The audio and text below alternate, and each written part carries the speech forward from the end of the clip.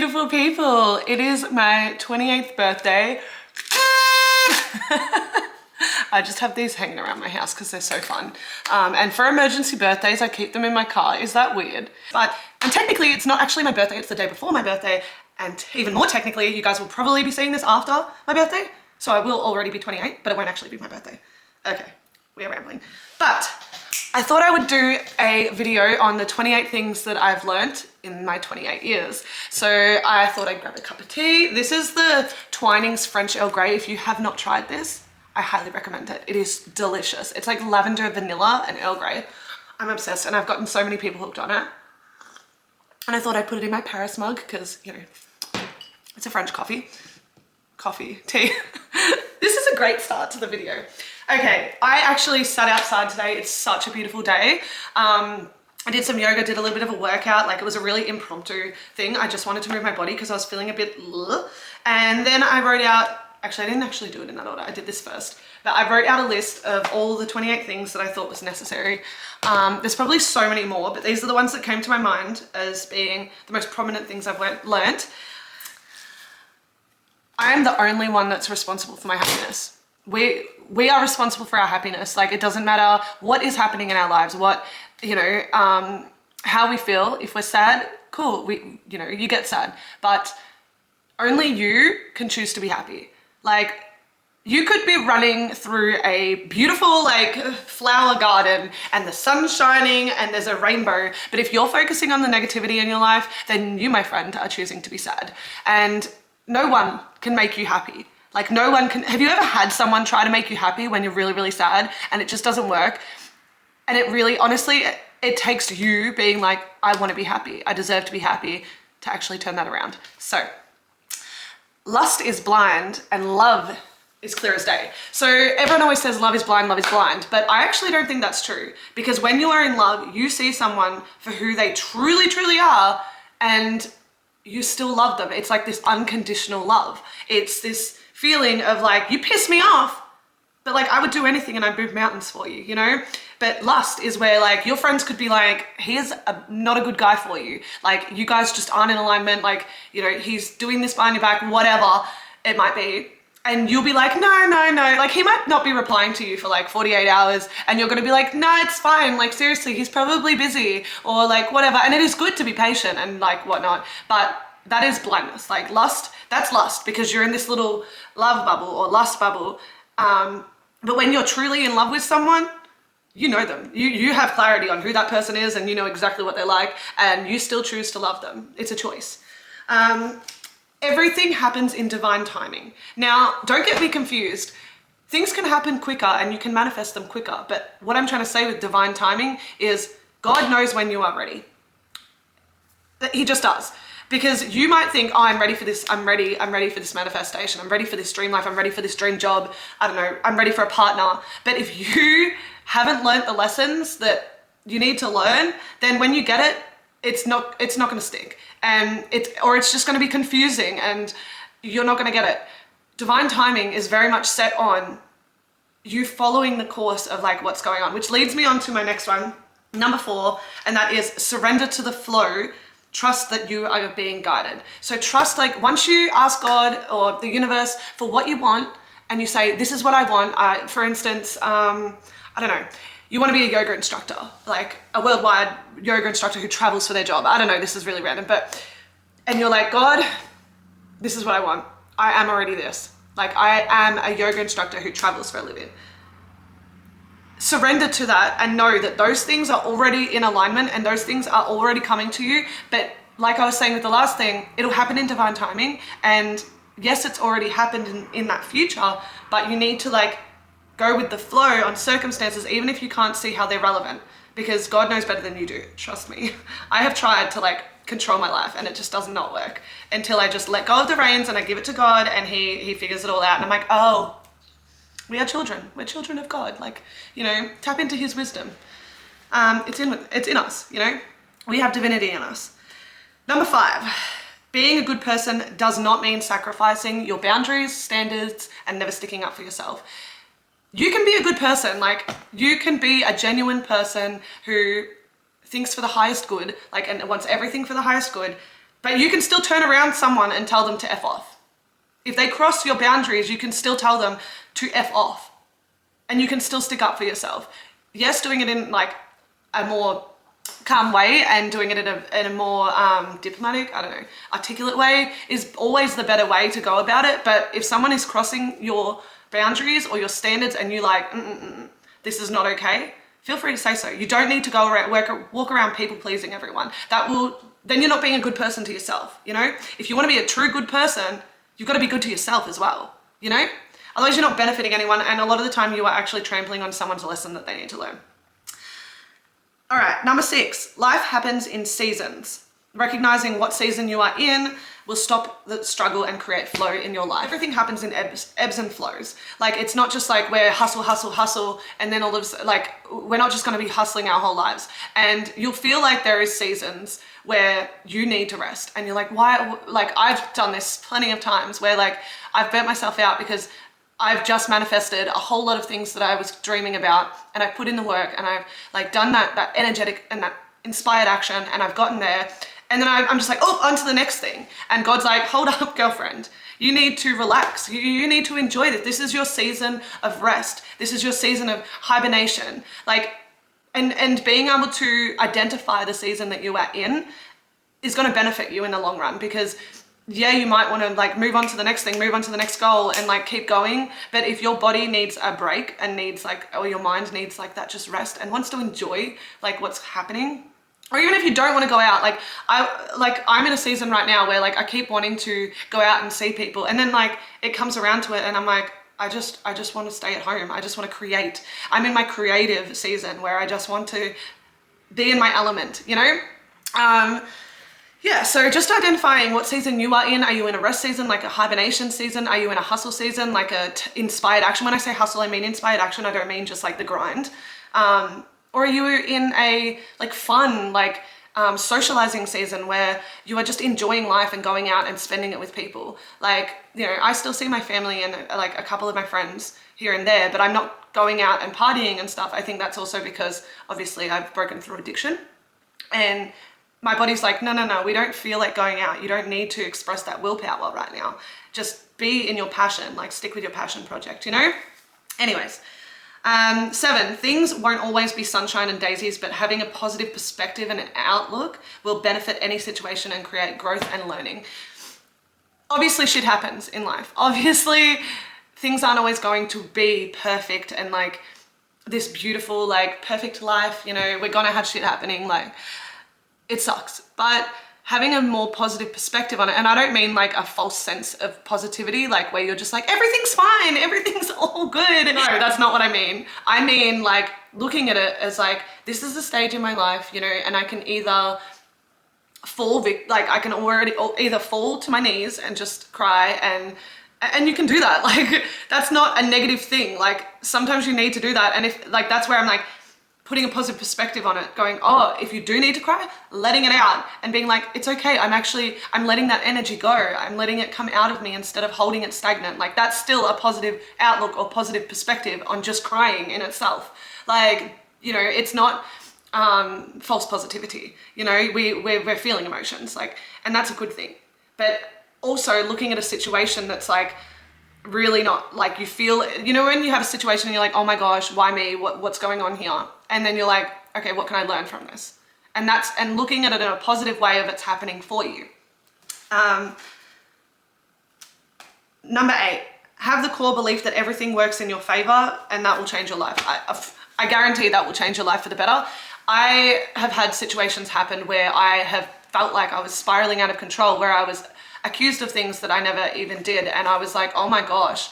And I just went, no, hand on my heart, God takes care of the earth angels. Like, that is like my core belief. I'm like, if you are doing things for the highest good, God will look after you. Like, and even if, for instance, something's going on at work and then you feel like you are getting like chastised when you didn't do anything wrong, and then you get fired because of it, that is God looking out for you. And that leads me to that leads me back to that positive outlook and perspective on things. He's protecting you from being under that management that clearly could not see what you were worth, and also could not see the truth between the lies. And that's okay. Like, now you are moving on to something better, and potentially like God is leading you in a direction for a better workplace. And if you start to look at it, okay, no, this has happened for a reason for me. He's removed me from that room for a reason, like for something better. Yeah. All right, let's see.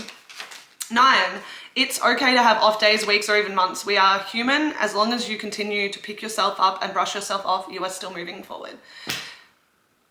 After I burnt out and resigned from my job, I literally spent ages on this couch. Like, I mean, I spent months, and actually at the time I didn't have this couch. I had the outdoor chairs because my housemate had just moved out and it was her couch. And so she took the couch. I sat on this couch watching movies for like weeks, months, just, I don't know. I had moments where like I was crying and I was screaming at God and I was upset, but every single time I did something, I made sure that there was a few times where I was a bit self-pity party, but it kind of, I gravitated back towards okay, I need to get myself up. And then that's when I would start eating healthier. Even if it was one meal in that day that I could eat healthy, like a piece of fruit or a smoothie or something, or if I, went outside and enjoyed the sun, if I went and saw my family, if I cuddled with Lily, like I made sure to do things that still helped me pull myself out of that, And prayer really helped me through that time, actually. On to number 11, which is self-pity and victimizing yourself won't help either way. Learning from the situation will. In that stage, I had my moments where I like self-pitied and I was in a victim state. And sometimes we can't even recognize when we're in a victim state. But honestly, in that state, I got to a point where like all that crying wasn't benefiting me anymore. And I truly threw myself a pity party, and I was like eating tubs of Nutella. I was eating not great foods. Like, yes, I kept on prevailing and trying to do things positive, but majority of what I was doing was not actually benefiting me. And I was just like a bit of a sob story. But that didn't help me. Like, yes, I needed to let it out. I needed to let the emotion out. But I think if I had have pulled myself up more than what I did then, it wouldn't have hurt as bad as what it did. Like, it wouldn't have been as bad as what I made it out to be, Okay, number 12, if you feel jealousy for someone, turn it into inspiration and be happy for them. This will raise your vibe. 100%. I hear it all the time, people going on about like how this person has this and that person has that, and wouldn't it be nice to be doing this and that, and that's jealousy. That is jealousy. And that is also victimizing yourself. Because you are then saying that you can't have that stuff. You're looking at your reality and going, I could never have that stuff, but it's nice that they get it. Like, yeah, it is really nice. Like, good on them. And that's their life story. That is their journey. And you don't know anything about them other than those things, because that's your vision. You're like, oh my gosh, they get to go to the Maldives every second week. Like, lucky them. Cool, that could be you too. Like, you've just got to kind of like look at them as inspiration and go, I want to do that. That's clearly something that I really want to do. So let's look at my life, and I can do this, and let that be a fuel. And when you look at someone and give them love, and you're like, oh my gosh, I'm so like happy for their success, that raises your vibe, and that leads you into alignment and magnetize closer towards what they have. I don't know if that makes sense, but because you are raising your vibe from, instead of jealousy, which is down here, and it's like, it's literally saying, I don't have what they have. But when you're like, oh my gosh, good on them with their success. Like, they inspire me. You're now up here, and all you have to do is come across. Like, yeah, it's the law of magnetism. 13, worrying what others think of you will stunt your growth. Like, caring what others think about you will stop you from being yourself, expressing yourself, and it will stop you from learning everything that you're here to learn and do everything that you're here to do. Like Dick, Tom and Harry over there, they're living their own life, and a lot of the time people do not care what you are doing, and if they do, then that's their own thing. Like, why should it matter? Like, only worry about what you think. And that kind of leads me on to the next thing, because like I learned this year with YouTube. Like, it took me so long to start doing this, because I'm like, oh my gosh, I don't have the experience, I don't know what I'm doing, like, oh my god, I don't know how to edit. And I even started and then I just completely stopped. But don't be afraid to just start, otherwise you'll never get where you want to be. Like, same with my business, with Divine Olimar. Like, me and my business partner, we put off starting it for so long, and like, even now, like we both kind of took a hiatus. Like we didn't mean to take a hiatus, but we kind of just stopped. I think it was because we were worrying about like what other people were thinking, the fact that friends weren't supporting us and all of that. And now I'm just like, I don't care. I don't care if like my friends watch my videos. I don't care if they buy my products from Divine Olimar. Like I don't really care. I just know that this is what has been on my heart since I was a teenager, since I was very, very young. And I know that it's for the highest good, you know? And this is, again, divine timing. I'm happy it happened in this timing, because I think if I had done this a year ago, it wouldn't have worked as well. Like it just wasn't my time yet. I hadn't learned enough. All right, number 15, TV, fast food, alcohol, gossip, grudges, and other substances are energy drainers. 100%. They might feel good at the time, but they will drain your energy very, very quickly. Like I learned that the hard way. I've never been much of a gossiper. Like I don't really care for like, you know, like the gossipy magazines or anything, like what's going on in the media. Like I've never really been one, like I'm just like, meh, I'm living my own life. But in saying that, I have also felt myself get pulled into that drama and pulled into it. Like we all have drama in our life. It happens, but it just depends how you act and react. Like, are you reacting or are you responding to the drama? Reacting is just gossiping. And same with grudges. Like if someone's done something to you and you feel the need to hold it against them, like it doesn't, I'm not saying like, oh, make up, make lovely, give them a hug and be friends and walk off into the sunset. No, all I'm saying is don't hold that on your heart. Like why spend that energy hating someone? Like that is energy spent. You are giving your power away, and then again, that is victimizing yourself. Like it might not feel like it because you're hating on someone, but you're hating on them because of something they've done to you, and you feel the need to give that energy away to them. Does that make sense? Like don't give your power away to those people. Just let them go, let them be, send some love there, blah. And I mean like, you know, spiritually send love. You don't need to like physically send them love. But don't hold on to the hate. Like it's pointless. It's pointless waste of energy. And fast food, I eat fast food still, especially fish and chips. I love fish and chips. Like I'm obsessed with it. I had it twice this week. I'm not gonna lie. And yeah, potato chips in general, love them.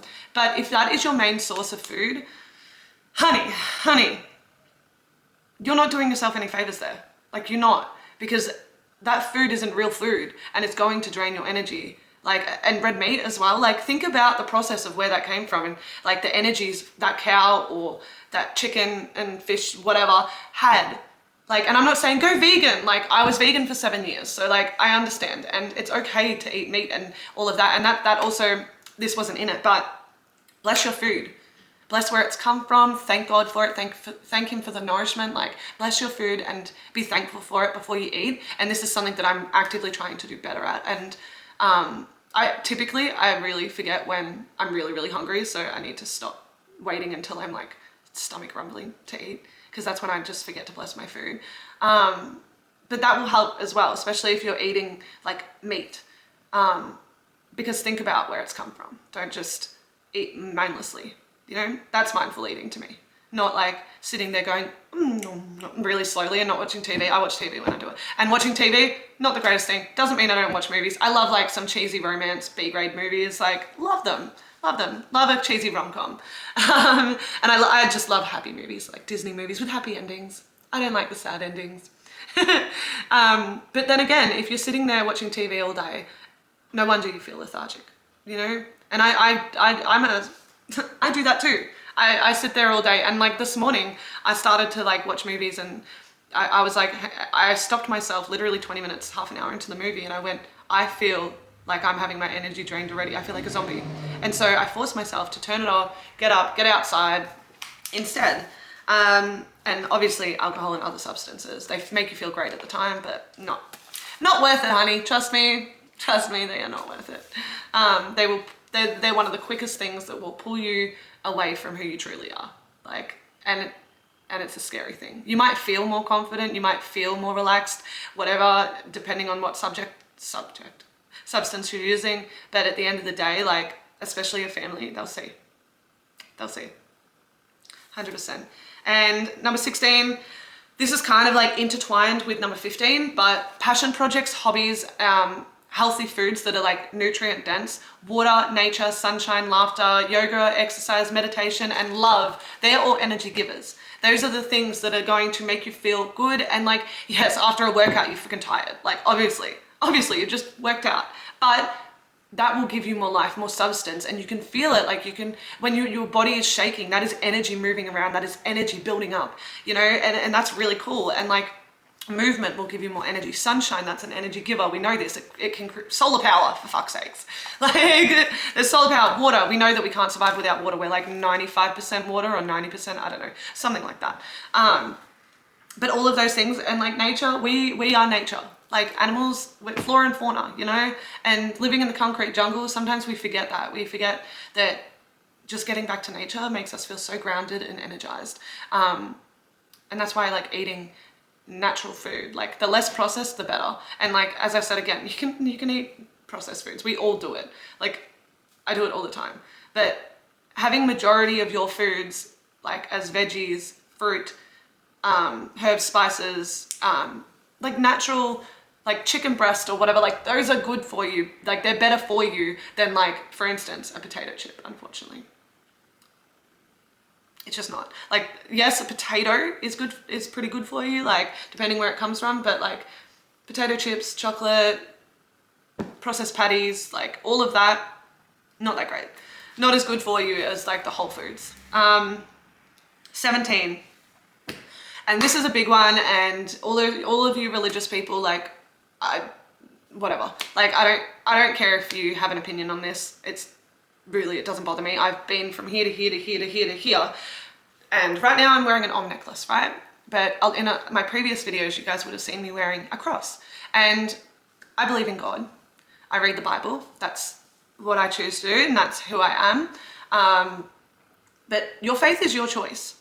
Like, 100%. Like, I feel like in this day and age, like, we are taught that you've got a religion, or you don't believe that you're atheist, or like whatever. But like, at the end of the day, God is what you believe in. Like, I believe in the universe, and this is a reminder to me that, you know, the universe is beautiful, and that we are all a part of divinity, and we are all connected in this universe, in this reality. Whereas the cross reminds me of forgiveness, and that like I can always be forgiven, and that God is always close to me and there for me, and that no matter what I do, he will never stop loving me. And that's how we should be to ourselves and to others. You know, that we should have that unconditional love for everyone. And I'm not saying like you have to be everyone's best friend, but again, like, let go of the hate. It's just not worth it. And my faith, like your faith, my faith, anyone's faith is their choice. Like, I started to go to Catholic church again because that's what oh my God, my foot is purple. My circulation isn't the greatest still. But, oh my God, I forgot my tea.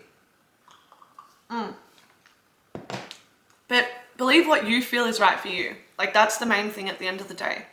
Like, if it feels right for you and you feel close to God, and if you feel good about life, then that is your faith. Like, you don't need to like conform to these opinions. And you know what? Your faith might change, because God might call you to do other things and be another person.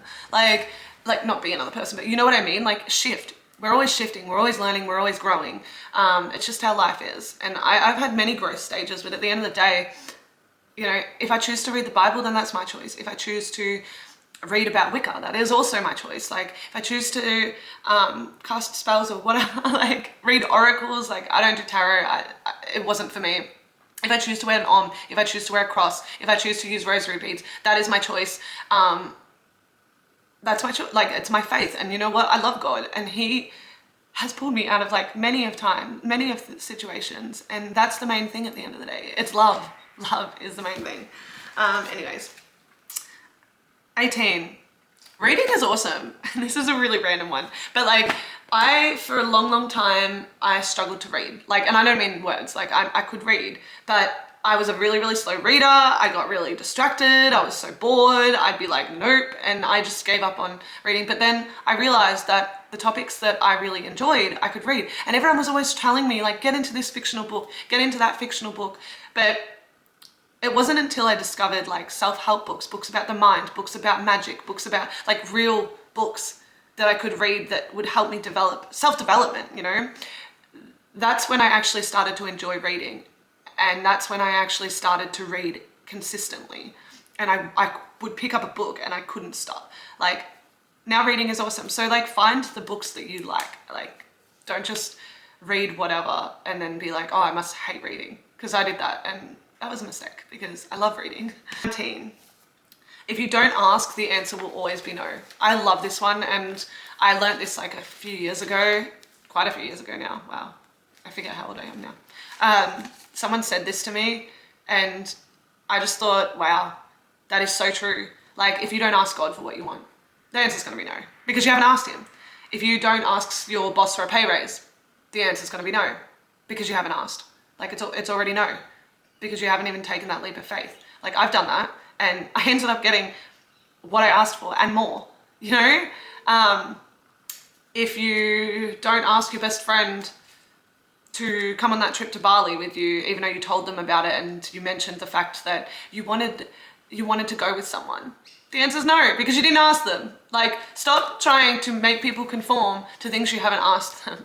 Like, 20, exercising for 5 to 20 minutes, 4 to 7 times per week is better than nothing. Look, when I was wrestling, I was training like 4 times a week, and then I was going to the shows, and then I was doing my own fitness thing. After I got my surgery, I stopped doing everything. I also started to burn out at that point because I'd been working on the grind for so long. I wasn't taking care of myself, and I didn't honor the season that I was in. And then obviously I had surgery, which takes a lot of it. It's very taxing on the body. I don't regret it at all. I loved it. Not the surgery part or the recovery, but I'm grateful for my body now. But yeah, like, staying consistent with exercise now, like, I've just started getting back into exercise, and I started to do like 5 to 10 minutes a day of a workout, whether it was core. Like, a lot of the time it's Pilates. I do my yoga in the morning. Sometimes it's 5 minutes, sometimes it's 20 minutes, like, you know. But last week or the week before, I can't remember what it was, I did a 45-minute workout because I'm like, come on, Lou, you've got to get into this. You've got to push. I did a 45-minute workout and it rattled me. And I didn't work out for the rest of the week. Is that beneficial on me? No, not at all. So if you are wanting to work out consistently and you're not at that stage yet where you can work out like for an hour every day or like every second day or whatever, do 5 to 20 minutes. Like, consistency is key. Like, not just with exercise, but with anything. And it creates a habit. So it's easier to do it. You know, if you've read Atomic Habits by James Clear, that talks about how consistency is key. And then, like, if you want to start gym, even just rocking up there for a minute and sitting there, and then the next day you rock up there and you do one exercise and then you leave. Like, doing that builds the habit, so your mind starts to automatically get into the habit of working out. I work out at home. I actually just set up my gym today because I'm like, I want to be able to have a place to work out instead of having to take my equipment out every time. 22. I think I've banged on about this a lot, but I'm going to say it again. But your morning and evening routine shape your whole day and your whole life.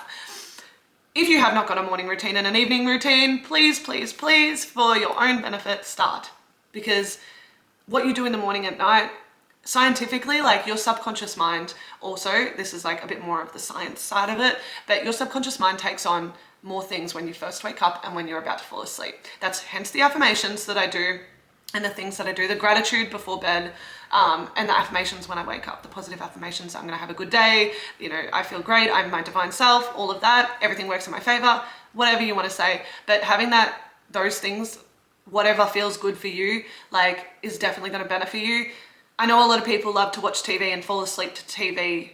And like, I understand that, and you do you, but I don't think it's like the greatest of things to do. If you're finding that that's not helpful for you and you're finding that you're not sleeping very well, I'd look at my evening routine and your morning routine, because that definitely has a lot to do with it. I sleep like a baby now. Yeah, I sleep great, and I never used to. When I don't have a proper evening routine and a wind down, and I don't feel energized through the day, and I feel really rushed and chaotic if I don't have a structured morning routine. Yeah. Oh my gosh, I completely forgot 21, but I kind of wrapped it in to the exercising for 5 to 20 minutes. And that was the consistency is key to success. So I feel like I kind of went over that already. So yeah, we'll just leave that one. 23, evening morning routine. But now we've got gratitude is the #1 tool for creating a wonderful life.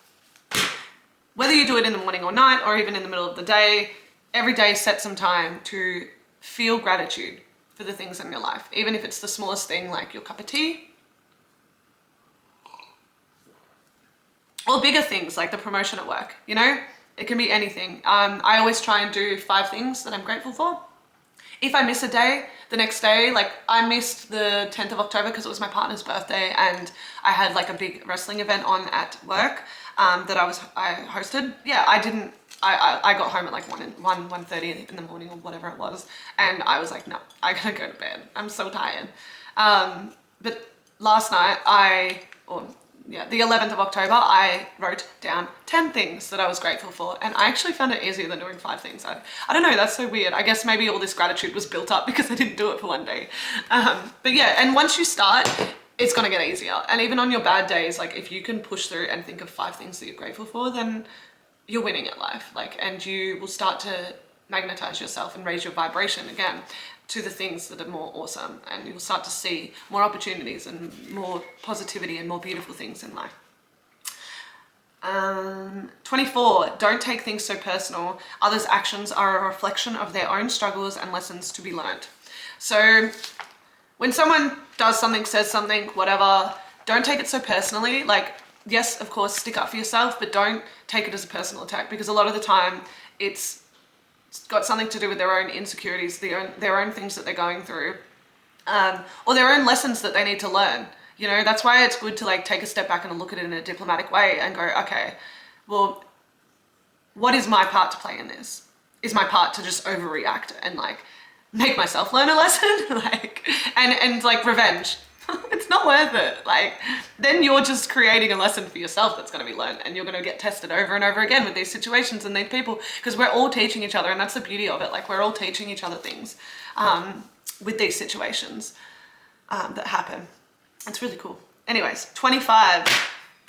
My boss said this to me like when I first became supervisor, and I am so grateful that he said this to me because it's just helped me in life. But he was talking about customer service, but just in general, and this comes back to people pleasing. Bend over backwards for people, but never bend over forwards. Obviously, metaphorically, you can bend over forwards physically for, you know. Sorry. Anyways, back on topic. When I say that, and when he said this, my perspective on it was kind of like, you can do things for people, and you can bend over backwards and go above and beyond for people that you love and people you care about. You can make the soup for your sick friend. You can drive to your partner even though you're tired. Like my partner lives like an hour away. I don't actually drive to him because I don't like driving, but he drives to me all the time, and like I feel like he bends over backwards for me. But don't just be a people pleaser. Do things because you want to do them for others. 26. I remember writing this and thinking, oh, this is not like wisdom, you know. But if you're recording a video, make sure it's not in slow mode. I learned this the other day. I baked a cake, and I'm not a baker. Like, I'm not a baker. I love cooking, but I made cookies once for my partner, and they came out like half burnt and rock hard. And like, he felt so bad. He kept trying to eat around them to find the soft bits, and it was so sweet of him. But he's like, I haven't baked for him since, but I made him a birthday cake, and I wanted to record it, and I'm so happy I did. Well, I was happy that I recorded it because it was hilarious. I made so many blunders and did so many things that were just like, I boiled butter. It was fun, and they worked out, by the way. He really enjoyed them, the cake. And then I realized that all of the footage was in slow mode. So that was going to be the video before this one. But yeah, obviously now I can't do that because it's not as funny in slow mode. I'm going to stick to cooking, but I'm going to start baking more often. And I'm going to check if my camera's in slow mode or not. Okay, 27. Sorry, I got distracted. 27. Some people come into our life for just a season, but always for a reason. If someone leaves, let them go. Let them go, you know, and let them go with love. Don't let them go with hate. Like don't hold on tight to them. Don't squeeze them and try and beg and plead them to stay there and keep trying and trying and trying. If someone wants to leave your life, if someone wants to ghost you, let them go. And don't let them go like, you're lost. I mean, yes, that is good. It's good for your ego to kind of be a bit like, I know my worth. I know who I am and I'm a great person. That's your loss. But don't do it to the fault of like, they're not worth it, or like, just let them go with love and understand that they came into your life for a reason and to teach you something. And maybe you really needed that at the time. You really needed that type of person in your life at the time. But like, God also removes people from your life because they're not meant to be, because he is in rooms that you're not in. He's seen things that you haven't, you know? And so someone just randomly leaves your life, like, just let them. Like, seriously, if you hold on to them, and if you like have this hate or this feeling of like you're like, why did they leave, then you're just worse off. Like, just let them go and understand that, you know, thank them. You don't have to verbally be like, thank you so much for being in my life and then ghosting me. No, you don't have to do that. But like being like, I'm so grateful that I got to spend time with them. But like, even like them leaving your life may break you enough to build you back up. You know, it's like when you hear about someone goes through a breakup and then they like turn into like the eye of the tiger, like, and they make this mad comeback and like break through and become this amazing, beautiful flower. Like, you know, it's like with a lotus that grows in the dirt and then it comes up and it's this beautiful flower on top of the water, like when it blossoms. I love flower analogies, like, you know. And last off, 28, see the beauty in being yourself. Like, sing loudly, dance unapologetically, and let your inner child be expressed. Just be you. Like, I will randomly sometimes grab chalk and just draw on my pavements outside. I'm constantly dancing and singing around my house. My neighbors probably think I'm crazy, but I don't care what people think, so that's okay. And I also am known to rollerblade around my house, because why not? Like, you know that childlike mind that you get where like when you were a child, you'd just be like, I want to do this. I want to do it. Like, I just want to go for a run. Let's run. And you would just start running. Like, you wouldn't think about like, oh, but we have to do the dishwasher, and oh, we have to do this and that. Like, oh, I've got to be sensible because this person's going to judge me. No, you wouldn't think about any of that. You would just go for it. Like, you know, we have a jumping castle at work on a Sunday now. And like, do you think I care about what people think when I jump on it and like go down the slide head first? Like, no, just have fun. And a lot of the time people see, like, especially like good people will see you do that and they'll want to join in and they'll have fun as well. Like, if they don't, again, that's their own thing. Let them be and let them grow in their own time. Like, they obviously are a bit insecure about it still. Or, you know, they're caught in their responsibilities. Like, just let them do their thing. You do you. Like, but don't forget to express that in a child and just be you. Like, be you, your true you. Like, at the end of the day, that's all we can do, and that's what we're here to be, because there's no one else on this planet like you. Like, I questioned myself about coming on here and talking and being the crazy blah, blah, blah, me and talking about my addiction issues, like, and getting through all of that. And I thought, there is no one else that's like me. There is no one else in this world that can share my story. There is no one else that's on this journey. So why not? What the hell? Like, I'm just gonna be me. Being you is like the ultimate power.